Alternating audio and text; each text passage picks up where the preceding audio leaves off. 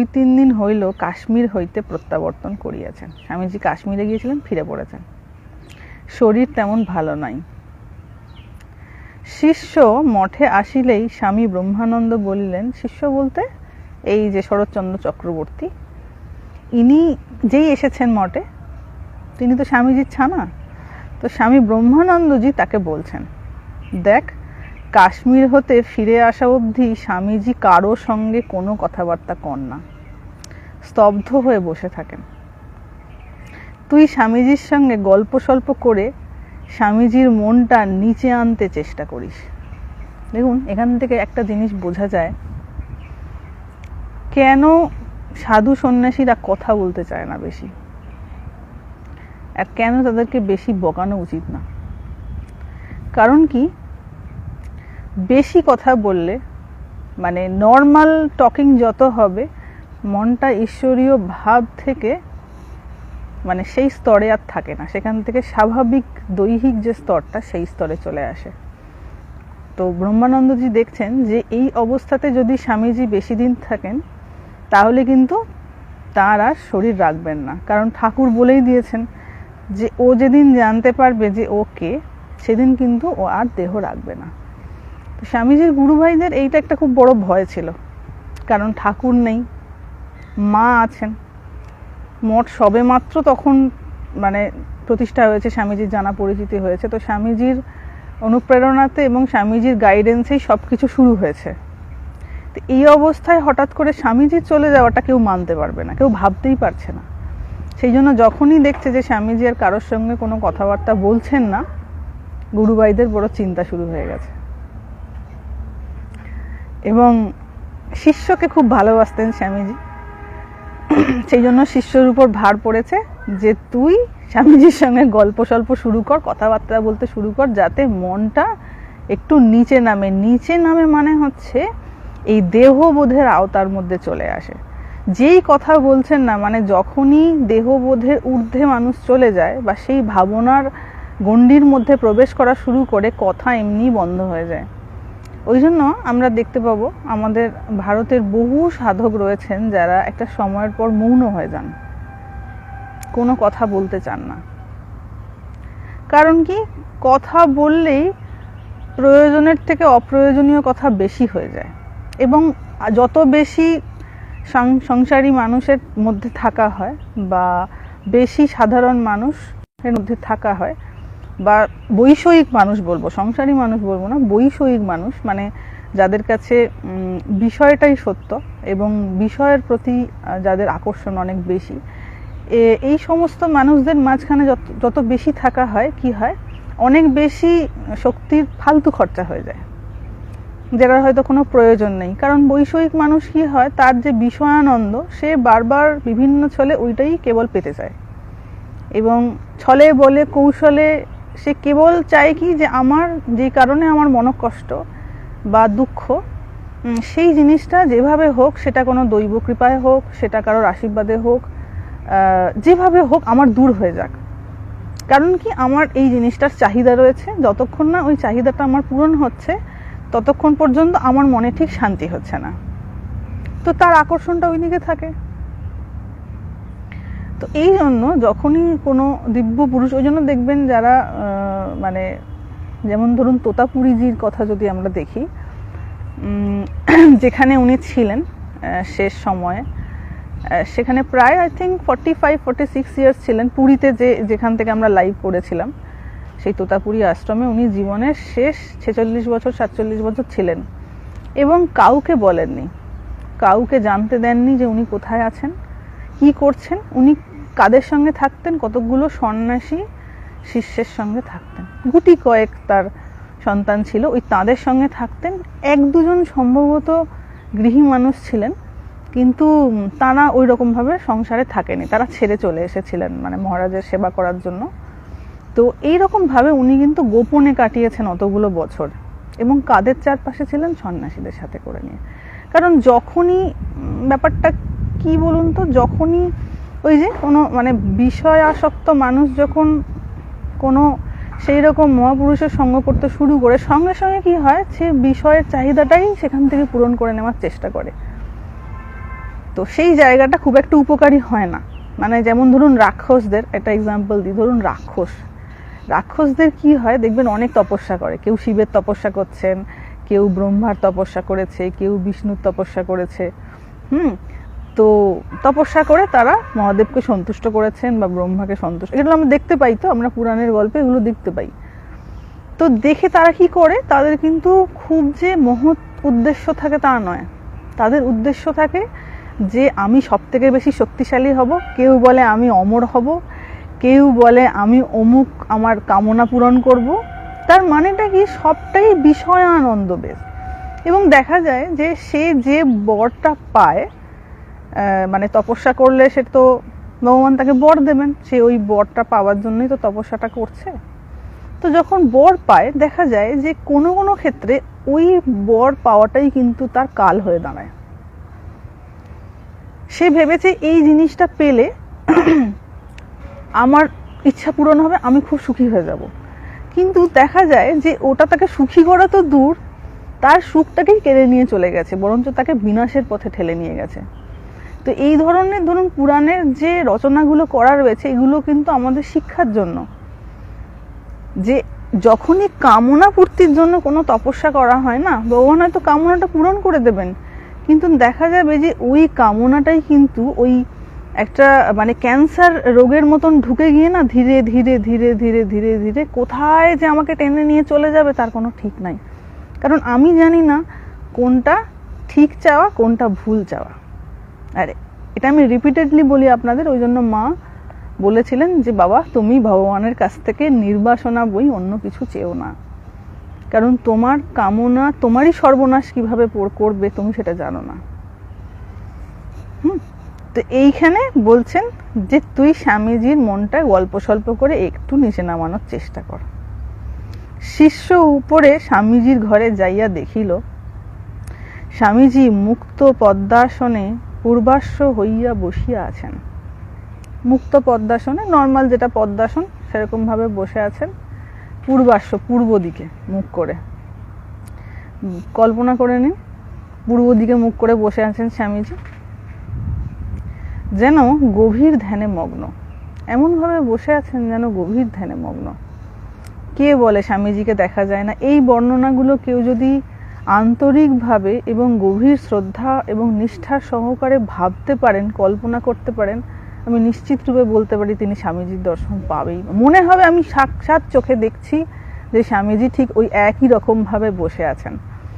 তো এগুলো সবই ডিপেন্ড করছে আমার মনের ভিতরেতে তিনি কতটা রয়েছেন। তিনি আমার মনের ভিতরে যত জ্যান্ত, মনের বাইরেও ততটাই জ্যান্ত। তিনি যদি আমার মনের ভিতরে না থাকেন তাহলে বাইরেও দেখবো কই তো তিনি নাই। আসলে কিন্তু এই মনটাই হচ্ছে আসল। আমার মনের ভিতরে যদি তিনি জীবন্ত হয়ে থাকেন, সে যেই হোক, মানে সেটা ঠাকুর হোক, মা হোক, স্বামীজি হোক, আমাদের মনের ভিতরে তাকে আমরা যতটা জ্যান্ত করে রাখতে পারবো, বাইরেও সব জায়গাতে তাকে জ্যান্ত জ্যান্তই দেখবো। ঠাকুর কেন ওরকম করে মাকে ওরকম জ্যান্ত মা দেখতেন, সর্বত্র মাকে কেন ওরকম দেখতেন, মানে ওরকম ভাবে তার দর্শন কি করে হতো? কারণ ভেতরে যে সেটা জীবন্ত হয়ে রয়েছে। যেন গভীর ধ্যানে মগ্ন, মুখে হাসি নাই, মুখে একটুও হাসি নাই স্বামীজি তখন খুব সিরিয়াস। প্রদীপ্ত নয়নে বহির্মুখী দৃষ্টি নাই। প্রদীপ্ত নয়ন মানে উজ্জ্বল নয়ন, বহির্মুখী দৃষ্টি নাই, মানে চেয়ে তো আছেন কিন্তু ফোকাসটা বাইরের দিকে নয়, ফোকাসটা ভেতরের দিকে, অন্তর্মুখী দৃষ্টি। যেন ভিতরে কিছু দেখিতেছেন। ভাবা যায় এই দৃশ্যটি কেউ যদি কল্পনা করতে পারে, তার তৎক্ষণাৎ মেডিটেশন শুরু হয়ে যাবে। মেডিটেশনের জন্য আলাদা কোনো কোর্স করতে হবে না। যদি খুব মানে স্বামীজির প্রতি যদি কারোর ভালোবাসা থেকে থাকে, প্রেম প্রীতি থেকে থাকে, এবং এই দৃশ্যটি যদি কেউ কল্পনা করতে শুরু করেন যে স্বামীজি কেমন করে বসেছিলেন মনের, দেখুন প্রেম হলে না, ভালোবাসা হলে তাকে আর আলাদা করে মেডিটেশনের করার দরকার পড়ে না। সেই জিনিসটার মেডিটেশন তার আপনা হতেই হয়। এইটা হচ্ছে ওই জন্য কিন্তু ভক্তি মার্গের এত গুরুত্ব। ঠাকুর কেন বলতেন যে তুমি ভক্ত হও বা তোমরা ভক্তি নিয়ে থাকো? কারণ ভক্তি মার্গের একটা খুব সুন্দর ওয়ে হচ্ছে কি না, যখন ধরুন আমরা কাউকে ভালোবাসি, তার কথা কি আমাদের কষ্ট করে ভাবতে হয়? অটোমেটিক্যালি সর্বক্ষণ তার কথা চিন্তা হয়েই চলেছে। বরঞ্চ যদি অন্য কিছু ভাবতে হয় তখন বিরক্ত লাগে। কেন না, ভালোবাসা জিনিসটাই এমন যে আমরা নিরন্তর তার কথা চিন্তা করে বড় তৃপ্ত হই। ঠিক তেমনি ঈশ্বরের প্রতি কারোর যদি ভালোবাসা একবার তৈরি হয়ে যায়, তখন তাকে আর কষ্ট করে তার নাম করতে হয় না, তখন কেবল তার নাম করতেই ইচ্ছা করে। এই জন্য কিন্তু ঠাকুর এই যখন কোনো ধরুন নর্মাল কোনো মানুষ আসছেন, সবাইকে কিন্তু বেদান্তের কথা বলছেন না, নর্মাল ভক্তির কথা বলছেন। তার জন্য তুমি সাধুসঙ্গ করো, কোথাও কীর্তন হচ্ছে সেখানে যাও, বা যেখানে এইসব আলোচনা হচ্ছে সেখানে যাও, বা মন্দিরে যাও, যেখানে এইসব ভাবের প্রকাশ অনেক বেশি, সেই জায়গায় যাও, যাতে করে তোমার ভিতরেতে ভগবানের প্রতি প্রেম আসে।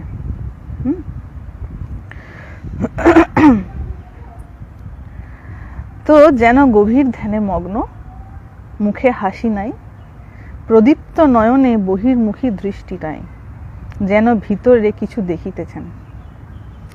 শিষ্যকে দেখিবা মাত্র স্বামীজি বলিলেন, এসেছিস বাবা, বস। ভালো করে ভেবে দেখুন, কল্পনা করলেই বুঝতে পারবেন স্বামীজি ঠিক কিরকম করে বলেছিলেন, এসেছিস বাবা, বস। এই পর্যন্ত স্বামীজির বাম নেত্র অভ্যন্তরটা রক্তবর্ণ দেখিয়া বাঁ দিকের চোখটা লাল হয়ে গেছে অনেক বেশি। স্বামীজির চোখটা দেখিয়া শিষ্য জিজ্ঞাসা করিল, আপনার চোখের ভিতরটা লাল হইয়াছে কেন? স্বামীজি ও কিছু না বলিয়া পুনরায় স্থির হইয়া বসিয়া রহিলেন। মানে আর এক্সপ্লেন করতে ভালো লাগছে না কেন আমার চোখ লাল, ও কিছু না। অনেকক্ষণ বসিয়াও যখন স্বামীজি কোনো কথা কহিলেন না, তখন শিষ্য অধীর হইয়া স্বামীজির পাদপদ্ম স্পর্শ করিয়া বলিল, অমরনাথে যাহা যাহা প্রত্যক্ষ করিলেন তাহা আমাকে বলিবেন না? স্বামীজি কিন্তু তখন খুব উচ্চ অবস্থায় রয়েছেন, সেই অবস্থায় স্বামীজির পা ছুঁয়ে দিয়েছে, মানে প্রণাম করেছে। করে দেখুন অ্যাপ্রোচ কিভাবে করতে হয়, এখানে কিন্তু আমাদের অনেক কিছু শেখার রয়েছে। মানে দেখছেন যে তিনি কিন্তু নর্মাল অবস্থায় নেই, স্বামীজির তখন অনেকটা দেহবোধ শূন্য অবস্থা, ওই জন্য স্থির হয়ে বসে রয়েছেন, কথা বলছেন না কিছু, কারণ কথা বললেই মনটাকে নামাতে হবে। তখন শিষ্য কি করেছে, পাটায় হাত দিয়ে বলছেন যে আপনি অমরনাথে যাহা যাহা কিছু প্রত্যক্ষ করিয়াছেন আমাকে বলবেন না। কি সুন্দর অ্যাপ্রোচ। পাদস্পর্শে স্বামীজির যেন একটু চমক ভাঙিল, যেন গভীরভাবে কোনো কিছু ভাবলে কেউ যদি পাশ থেকে এসে ডাকে, আমরা যেমন চমকে উঠি, স্বামীজি একটু চমকে উঠেছেন, যেন একটু বহির্দৃষ্টি আসিল, মানে একটু দেহে মন এলো। বলিলেন, অমরনাথ দর্শনের পর হতে আমার মাথায় 24 ঘন্টা যেন শিব বসে আছেন, কিছুতেই নামছেন না। অমরনাথ দর্শনের পর হতে আমার মাথায় 24 ঘন্টা শিব বসে আছেন। এইবার প্রশ্ন এলো, শিব কি করে স্বামীজির মাথায় বসে গেলেন? শিব কি ওইটুকু যে স্বামীজির মাথায় গিয়ে বসবেন? অ্যাকচুয়ালি তা নয়। এই যে শিবত্ব অবস্থাটা, মানে মহাদেবের যে ডেসক্রিপশনটা দেওয়া রয়েছে, যে তিনি সবসময় তার স্বরূপ চিন্তায় মগ্ন, সবসময় ধ্যানমগ্ন হয়ে রয়েছেন, ওই জন্য শান্ত স্থির। তো ওই অবস্থাটা কিন্তু মানে যখন উনি গেছিলেন অমরনাথে, সেই রূপ ভাব ওনার কাজ করতে শুরু করেছে। এটা আমি বলে ঠিক ওভাবে বোঝাতে পারবো না। দেখুন, এক্সপ্লেন করে বা এইভাবে ব্যাখ্যা করে তো এই জিনিস বলা যায় না, আর বোঝানোও যায় না। শুনে একটু ভালো লাগতে পারে, হ্যাঁ হ্যাঁ হ্যাঁ ঠিক, কিন্তু সব ভুলে যাওয়া হবে। মায়ার এমনই প্রভাব যে সব ভুলে যাওয়া হবে। যে ব্যক্তি এই জিনিসটা বুঝে গেছে যে মায়ার প্রভাবে সবাই সব কিছু ভুলে যাবে, সে এমনি কথা বলা কমিয়ে দেয়। বন্ধ হয়তো করতে পারবে না, কারণ তার কিছু নিজস্ব প্রয়োজনের তাগিদে তাকে কথা বলতেই হবে, নাহলে সে বাঁচতে পারবে না। কিন্তু যে সময়ে এইটা বুঝে যাবে না, যে আমি যেটাই বলি না কেন বা আমাকে যে যেটাই বলুক না কেন, যদি আমার মনে খুব প্রভাব বিস্তার না করে, আমি কিন্তু সেটা কয়েকদিনের মধ্যেই ভুলে যাব, সেও ভুলে যাবে। কারণ কোনো কিছুর প্রভাব এই মায়ার প্রভাবে খুব দীর্ঘস্থায়ী হয় না। আমি মনে করছি যে দীর্ঘস্থায়ী করব, কিন্তু সেটা হবার নয়। এই যে দেখুন স্বামীজির এই সমস্ত কথাবার্তা, ধরুন অনেকেই স্বামী শিষ্য সংবাদটা আগে পড়েছে, বহুবার পড়েছে, কিন্তু এই যে কথাবার্তাগুলো কজনের মনে আছে? মনেই হয়তো নাই, ভুলে গেছে। আবার যখন পড়া হচ্ছে আবার সেটা মনে পড়ছে যে হ্যাঁ আমি পড়েছিলাম কখনো একটা। তো এই জন্য বলবো যে সুখে এবং দুঃখে কেউ কিছু বলল, কেউ কিছু করলো, জানবেন সবাই সব কিছু ভুলে যাবে, আপনিও ভুলে যাবেন, সেও ভুলে যাবে। তাই ইমিডিয়েট রিয়াকশানে না যাওয়াটাই ভালো। সঙ্গে সঙ্গে কোনো বিষয়তে রিয়াক্ট করবেন না, কারণ রিয়াক্ট করলেও আপনি ভুলে যাবেন, সেও ভুলে যাবে, মাঝখান থেকে সম্পর্কটা নষ্ট হবে। আর রিয়াক্ট না করলেও আপনি ভুলে যাবেন, সেও ভুলে যাবে, সবাই সব কিছু ভুলে যাবে।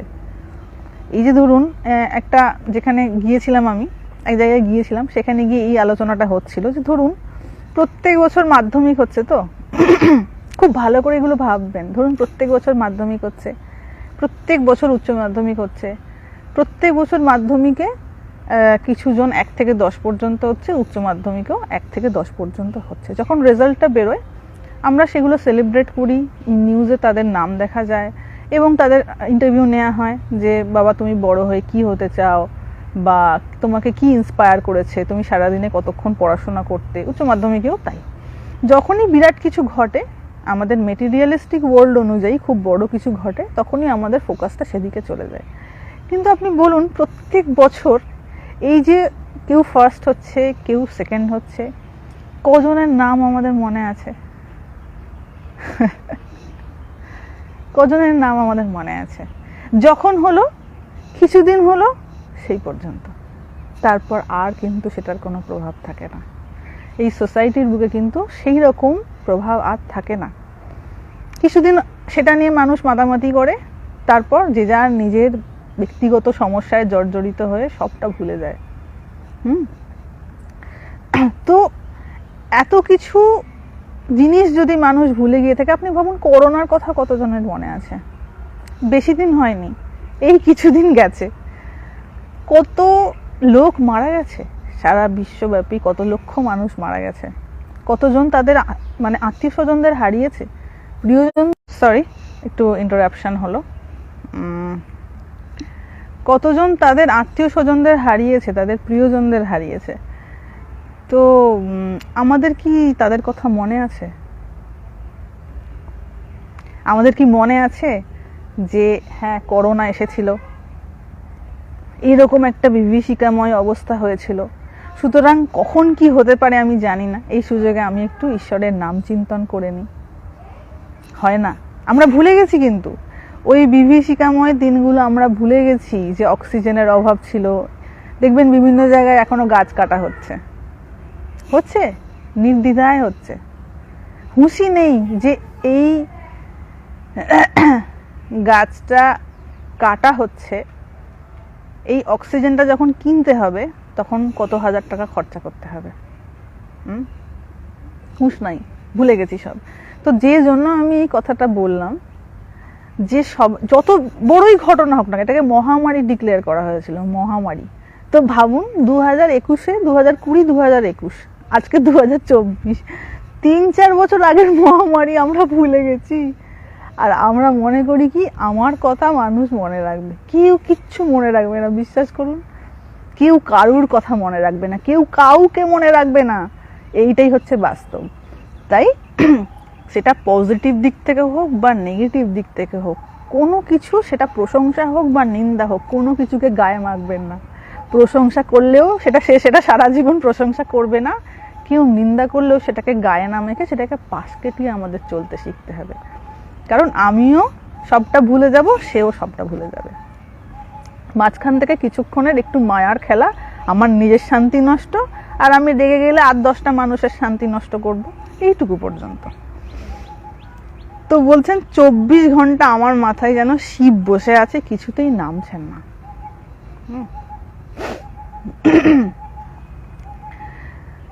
তো স্বামীজির এমন একটা অবস্থা হয়েছে যেখানেতে তার দেহে আর বোধ নাই, সব সময় দেহ শূন্য যেন একটা অবস্থা তার বোধ হওয়া শুরু হয়েছে। শিষ্য শুনিয়া অবাক হইয়া রহিল। নিজে মুখেই স্বীকার করছেন স্বামীজি, যেন 24 ঘন্টা আমার মাথায় শিব চেপে আছে।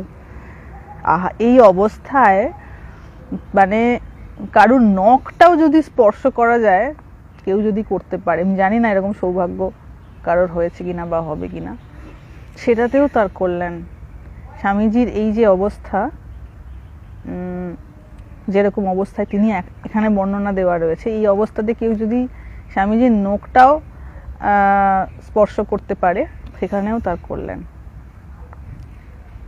নেট সমস্যা হচ্ছে এই এক সমস্যা, দেখছেন তো, জগতে সমস্যার অন্ত নেই। মাঠের ধারে বসে একটু লাইভ হবে, সেখানেও সমস্যা, সেখানেও নেট কাজ করছে না, কি যন্ত্রণা।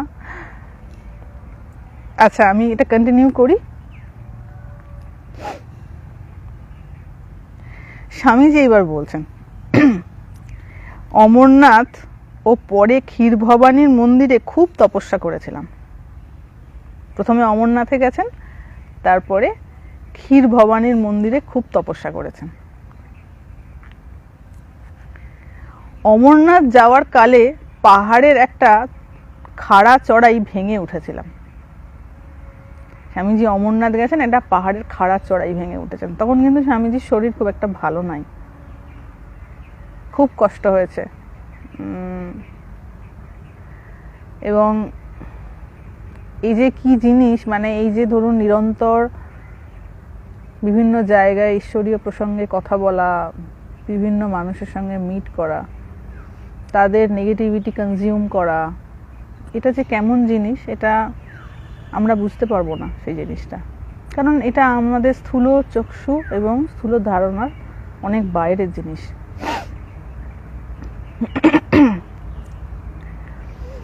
তো খাড়া চড়াই ভেঙে উঠেছিলেন। হ্যাঁ, এই জন্যই স্বামীজির শরীরটা এত তাড়াতাড়ি খারাপ হয়ে যায় না, প্রচুর, মানে যাকে বলা হয় পাপ নেওয়া, এক কথায় বলতে গেলে হচ্ছে পাপ নেওয়া। সেই জন্যই কিন্তু ওই যখন আমরা স্বামীজির শিকাগোতে যে ছবিটা রয়েছে বা ওই সময়কার ছবিগুলো যদি দেখেন, স্বামীজির দেখবেন স্বামীজির দর্শন কীরকম আর স্বামীজির চেহারাটা কীরকম হয়ে রয়েছে। কিছু বছরের মধ্যে কি এমন হলো যে স্বামীজির চেহারাটা ভেঙে গেল, তাই না? কি এমন ঘটনা ঘটলো যে স্বামীজির শরীরটা এত তাড়াতাড়ি, মুখ চোখ সব পাল্টে গেল, শরীরে এত রোগ জ্বালা দেখা দিল। এবং আমরা কিছু কিছু স্বামীজির ছবি দেখি, ধরুন 2001 সালে স্বামীজির হয়তো দেখবেন একটা তক্তপোষের উপর বসা ছবি রয়েছে, স্বামীজির চুলগুলো মানে এলোমেলো হয়ে রয়েছে, বোঝাই যাচ্ছে যে শরীর আর বেশি দিন থাকবে না।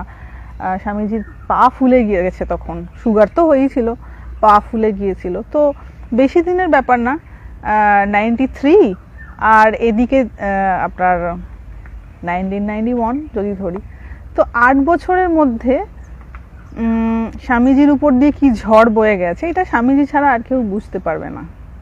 আমরা সাধারণ ধারণাই করতে পারবো না যে এই 8 বছরে স্বামীজিকে অ্যাকচুয়ালি কি ত্যাগ করতে হয়েছিল। এই যে বলে না যে রক্ত দিয়ে স্বামীজি এই মঠটা বানিয়েছিলেন, রক্ত দিয়ে বললেও কিছু কম হবে। তিনি যে কি ত্যাগ স্বীকার করেছিলেন, এটা একটু ত্যাগ তপস্যা করলে বুঝতে পারা যাবে যে তিনি কি ত্যাগ করে গিয়েছিলেন ভারতবাসীর জন্য। আর দেখুন, মানুষ মানুক বা না মানুক, তার পূজা তো হবেই, কারণ প্রত্যেকটা কর্মের কিছু কর্মফল রয়েছে। তিনি যাদের জন্য ত্যাগ করেছিলেন, সেই সময় কেউ তাকে মেনেছে, কেউ মানেনি, আজও কেউ মানে কেউ মানে না, কিন্তু পূজা তো হবেই, কারণ তিনি ত্যাগ স্বীকার করেছিলেন কিনা। তো আমি সেই ব্যাখ্যায় যাচ্ছি না, কারণ এটা বোঝা দুঃসাধ্য ব্যাপার যে এগুলো কি হয়, মানে স্থূল জিনিসের আড়ালে সূক্ষ্ম জগতে যে কি খেলা চলছে, এই আমাদের সাধারণত বুঝতে পারবো না। তো আমরা চলে আসি প্রসঙ্গে। সেই রাস্তায় যাত্রীরা কেউ যায় না, পাহাড়ি লোকেরাই যাওয়া আসা করে। স্বামীজি যে রাস্তায় গেছেন সেই রাস্তায় জেনারেলি খুব একটা মানুষ যায় না। স্বামীজি বলছেন আমার কেমন রোগ হলো ওই পথেই যাব, জেদ চেপে গেছে যে ওই পথেই যাব, যাবো তো যাবই। স্বামীজির জেদ, যেভাবে হোক করবই করব। সেই পরিশ্রমে শরীর একটু দমে গেছে, ওখানে উঠতে গিয়ে একটুখানি বেশি পরিশ্রম হয়েছে। স্বামীজি বলছেন ওই পরিশ্রম করে আমার শরীর একটু দমে গেছে। ওখানে এমন কনকনে শীত যেন গায়ে ছুঁচ ফোটে, এমন কনকনে ঠান্ডা, স্বামীজি বলছেন গায়ে যেন ছুঁচ ফোটে। সত্যি তাই, যারা অত্যন্ত ঠান্ডা জায়গায় গেছেন, থেকেছেন, যেখানে হয়তো মাইনাসে টেম্পারেচার, বরফ রয়েছে, সে আবার যদি হাওয়া দেয় তো সত্যি মনে হবে যেন ছুঁচ ফুটছে।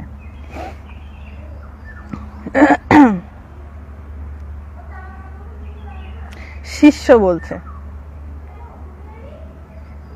শুনেছি উলঙ্গ হয়ে অমরনাথকে দর্শন করিতে হয়, কথাটা কি সত্য? এরকম নাকি কথিত আছে।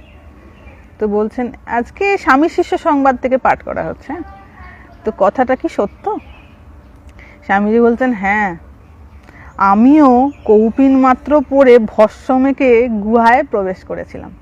এই ভস্ম মাখার একটা ব্যাপার আছে, দেখবেন মানে শ্মশানে টশানে এমন শিবেরও গায়ে দেখা যায় কি ভস্ম মেখে, ভস্ম থাকে না, দেখবেন অনেক সাধুরা রয়েছেন গায়ে ছাই ভস্ম মেখে থাকে।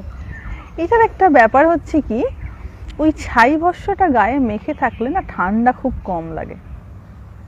দেখবেন শীতকালে তো সব গায়ে ছাই ভস্ম মেখে ঘুরে বেড়াচ্ছে অনেক অনেক, দেখবেন নাগা সন্ন্যাসী সাধুরা, বা কুম্ভ স্নান যখন কুম্ভ হয় তখন তো খুব ঠান্ডা থাকে,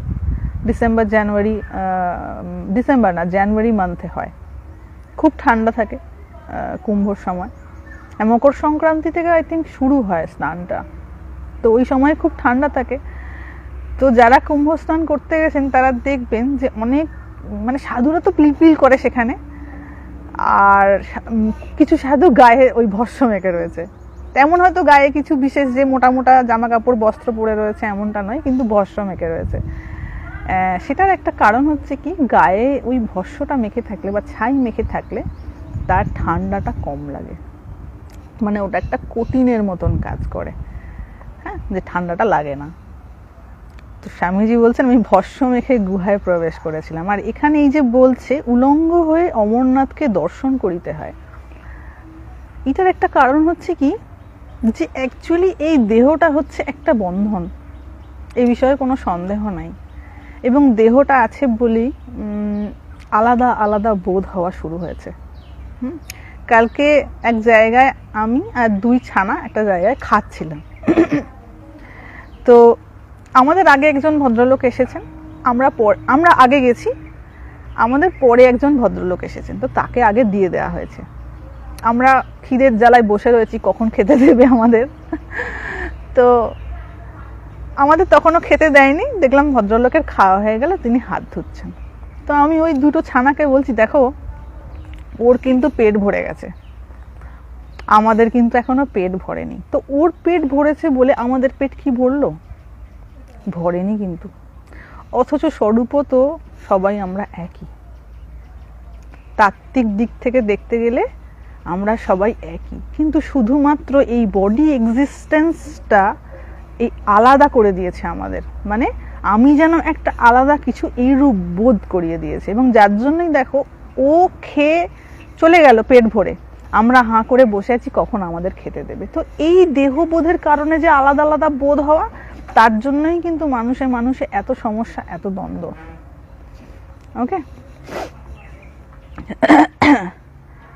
তো এত কনকনে শীত যেন ছুঁচ ফোটে। শিষ্য বলছে পায়রা দেখিয়েছিলেন কি? শুনিয়াছি সেখানে ঠান্ডায় কোনো জীবজন্তুকে বাস করিতে দেখা যায় না, কেবল কোথা হইতে এক ঝাঁক শ্বেত পারাবত মধ্যে মধ্যে আসিয়া থাকে। কোনো প্রাণী সেখানে থাকে না, এবং সাদা পায়রা দেখা যায় শুধু।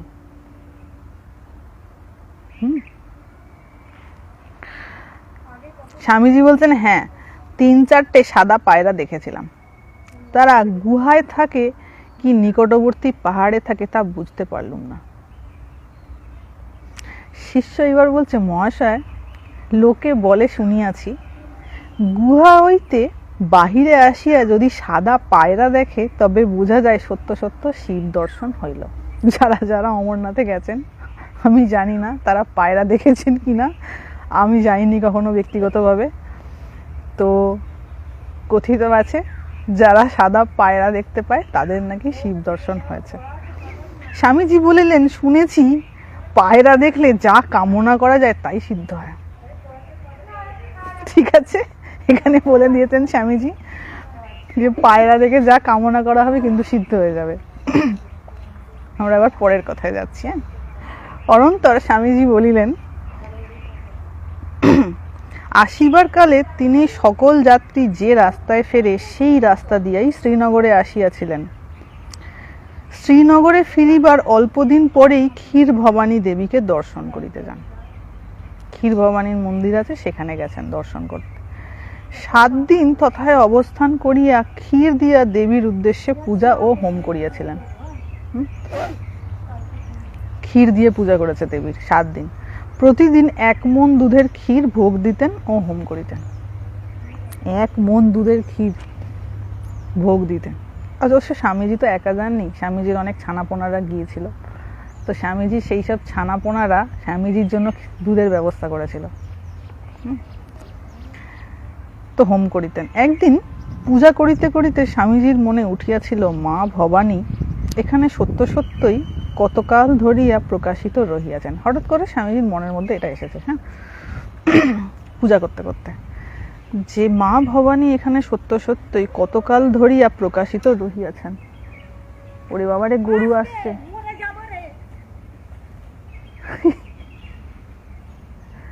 সাইড দিয়ে নিয়ে যাও। হ্যাঁ, আমি কিন্তু উঠতে পারবো না, সাইড দিয়ে নিয়ে যাও। আমাকে না এসে তেড়ে আসে। না না, আমাকে এরা খুব ভালোবাসে। আমার লাইভ করার সময় এই কাণ্ডগুলো হয়, হয় হনুমান চলে আসে, নয় কুকুর চলে আসে, নয় কে চলে আসে। এটা একটু অ্যাডজাস্টেবল। হ্যাঁ, আমার কিছু করার নেই এখানে। তো একদিন পূজা করিতে করিতে স্বামীজির ওইটা মনে হয়েছে, যবনেরা আসিয়া তাহার মন্দির পুরাকালে ধ্বংস করিয়া যাইল। কিরকম ব্যাপার না, একটু রিপিট করছি, আমার কনসেন্ট্রেশনটা একটু ব্রেক করেছে, সো আই শুড রিপিট। যে মা ভবানী এখানে সত্য সত্যই কতকাল ধরিয়া প্রকাশিত রহিয়াছেন, যবনেরা আসিয়া তাহার মন্দির পুরাকালে ধ্বংস করিয়া যাইল। ওই যে মন্দিরটা ভাঙা হয়ে রয়েছে, সেই মন্দিরটা ভাঙা এই কারণে, কারণ যবনেরা এসে মন্দির ভেঙে চলে গিয়েছিল, অথচ এখানকার লোকগুলো কিছুই করিল না। হায়, আমি যদি তখন থাকিতাম তবে কখনো উহা চুপ করিয়া দেখিতে পারিতাম না। মানে স্বামীজি বলছেন, যদি আমি তখন জীবিত থাকতাম আমি কিন্তু কখনো এটা হতে দিতাম না। ওইরূপ ভাবিতে ভাবিতে তাহার মন যখন দুঃখে ক্ষোভে নিতান্ত পীড়িত, তখন স্পষ্ট শুনিতে পাইলেন মা বলিতেছেন। স্বামীজির মনে যখন খুব দুঃখ হয়েছে, ক্ষোভ হয়েছে বা রাগ হয়েছে, তখন স্পষ্ট শুনিতে পাচ্ছেন মা বলছেন, মানে মা ক্ষীর ভবানী বলছেন। কি বলছেন? আমার ইচ্ছাতেই যবনেরা মন্দির ধ্বংস করিয়াছে। মানে তুই যে মন্দির দেখছিস ধ্বংস, ওটা আমার ইচ্ছাতেই হয়েছে। আমার ইচ্ছা আমি জীর্ণ মন্দিরে অবস্থান করিব। মা বলছেন আমারই ইচ্ছা যে আমি এই জীর্ণ মন্দিরে অবস্থান করব। ইচ্ছা করিলে আমি কি এখনই এখানে সপ্ততল সোনার মন্দির তুলিতে পারি না? 7 তলা সোনার মন্দিরকে আমি তুলতে পারি না? তুই কি করিতে পারিস? আমি তোকে রক্ষা করিব না তুই আমাকে রক্ষা করবি? স্বামীজি স্পষ্ট শুনতে পেয়েছেন এই দৈববাণী। স্বামীজি বলিলেন, ওই দৈববাণী শোনা অবধি আমি আর কোনো সংকল্প রাখি না, কোনো আর সম্পর্ক রাখি না। যা হবে মায়ের ইচ্ছায় হলে হবে, না হলে হবে না। মানে কোথাও একটা মনের মধ্যে মনে হয়েছিল স্বামীজি যে আমি যদি থাকতাম তাহলে এটা হতে দিতাম না। যেই একটুখানি আমি উকি মেরেছে, সঙ্গে সঙ্গে মা মহামায়া কথা বলতে শুরু করে দিয়েছে, না আমার ইচ্ছা আমি এই মন্দিরে থাকবো, তুই আমাকে রক্ষা করবি না আমি তোকে রক্ষা করব। সেই শুনে স্বামীজি বলছেন আমি আর কোনো সংকল্প রাখি না, মঠ ফট করবার সংকল্প ত্যাগ করেছি। মনে মনে ছিল মঠ করব, এই করব, ওই করব, বলছেন আমি সব সংকল্প ত্যাগ করে দিয়েছি। সংকল্প মানে কি? সম্যক রূপে করা কল্পনা। আমরা যখন কোনো কাজ করতে যাই না, সেটার একটা কল্পনা মনের মধ্যে হতে থাকে, প্ল্যানিং যেটাকে বলে হতে থাকে, এটা করব, ওটা করব, এরকম করে এইভাবে বিভিন্ন, ওটাকে বলা হয় সংকল্প, হতে থাকে। তো স্বামীজিরও সেরকম কিছু সংকল্প ছিল, কারণ খুব বড় একটা প্রজেক্ট। স্বামীজি বলছেন মঠ ফট করবার সংকল্প আমি ত্যাগ করেছি, মায়ের যা ইচ্ছা তাই হবে। শিষ্য অবাক হইয়া ভাবিতে লাগিল, ইনি না একদিন বলিয়াছিলেন যা কিছু দেখিস শুনিস তা তোর ভিতরে অবস্থিত আত্মার প্রতিধ্বনি মাত্র, বাইরে কিছুই নাই। এটাও সত্যি যে আমরা যা কিছু দেখি শুনি এগুলো হচ্ছে আমাদের আত্মারই প্রতিধ্বনি। এবার স্বামীজিকে বলে ফেলেছে এই কথাটা, যে আপনি তো বলেছিলেন যা কিছু শোনা যায় দেখা যায় সেটা সবই অন্তরের আত্মার প্রতিধ্বনি। তাহলে এখন বলছেন শুনেছি, মা বলেছেন। শিষ্য তো পণ্ডিত ছিল, সে ঠিক জায়গায় যুক্তিটা দাঁড় করিয়েছে। স্বামীজি বলছেন তা ভেতরেই হোক আর বাইরেরই হোক, তুই যদি নিজের কানে আমার মতো ওইরূপ অশরীরী কথা শুনিস তাহলে কি মিথ্যা বলতে পারিস? এটা সত্যিই শোনা যায়, ঠিক যেন মনে হবে অশরীরী কোনো ভূত বলছে, মানে কেউ নেই অথচ শোনা যাচ্ছে। তুই কি মিথ্যা বলতে পারিস সেটাকে? দৈববাণী সত্য সত্যই শোনা যায়, ঠিক যেমন এই আমাদের কথাবার্তা হচ্ছে তেমনি, ঠিক যেমন তোর সঙ্গে আমার কথাবার্তা হচ্ছে এমনি শোনা যায়, সত্যিই শোনা যায়। শিষ্য আর দ্বিরুক্তি না করিয়া স্বামীজির বাক্য শিরোধার্য করিয়া লইল। স্বামীজির সঙ্গে বেশিক্ষণ তর্কে পারা যেত না, হ্যাঁ, বেশিক্ষণ তর্ক করে পারা যেত না ওনার সঙ্গে, মানে এমন তার বলার ক্ষমতা, যে সামনে থাকতো তাকে এমনি চুপ হয়ে যেতে হতো। আচ্ছা, পরে ওই কথাটাই বলেছে, কারণ স্বামীজির কথায় এমন এক অদ্ভুত শক্তি ছিল যে তাহা না মানিয়া থাকা যাইত না, যুক্তি তর্ক যেন কোথায় ভাসিয়া যেত। এটাই হচ্ছে স্পিরিচুয়াল পাওয়ার, যেটার দ্বারা মানে এমন ফোর্স ক্রিয়েট করেছেন, সামনের মানুষটা তো সেই ফোর্স নেই, তখন কি হয়, ঢাকা পড়ে যায় সব। শিষ্য এইবার প্রেতাত্মাদের কথা পড়িল, ভূতেদের কথা জিজ্ঞাসা করেছে। বলিল মহাশয়, এই যে ভূত প্রেতাদি যোনির কথা শোনা যায়, শাস্ত্রেও যাহার ভূয় ভূয় সমর্থন দৃষ্ট হয়, ভূয় ভূয় মানে রিপিটেড, বারবার পুনঃ পুনঃ সমর্থন দৃষ্ট হয়, সে সকল কি সত্য সত্য আছে? স্বামীজি বলছেন সত্য বই কি, তুই যা না দেখিস তা কি আর সত্য নয়? মানে তুই যেটা দেখতে পাস না তার মানে কি সেটা সত্য নয়? এই স্বামীজি বলেছিল যা নিজে চোখে দেখিব না তা মানিব না। ট্রান্সফরমেশনটা বুঝতে পারছেন?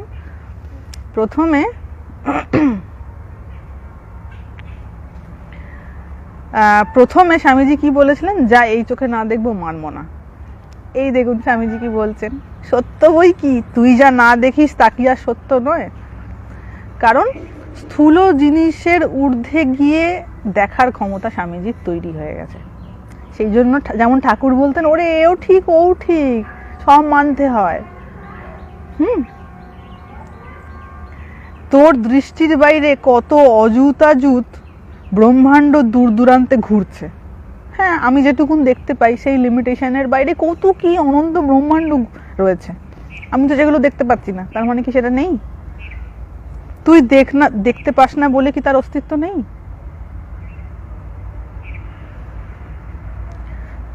তবে ওইসব ভুতুড়ে কাণ্ডে মন দিস না।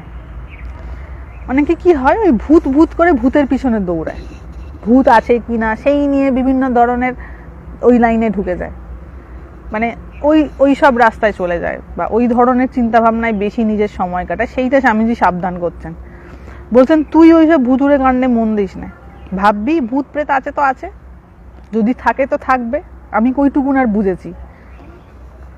তোর কার্য হচ্ছে এই শরীর মধ্যে যে আত্মা আছে তাকে প্রত্যক্ষ করা। তোর শরীরের মধ্যে যে আত্মা আছে তাকে প্রত্যক্ষ করা। মানে প্রত্যক্ষ মানে কি? প্রত্যক্ষ দেখা, প্রত্যক্ষ উপলব্ধি করা। এই যেমন চোখ মেলে দেখছি, এই দৃষ্টিতেই সেটা দেখা।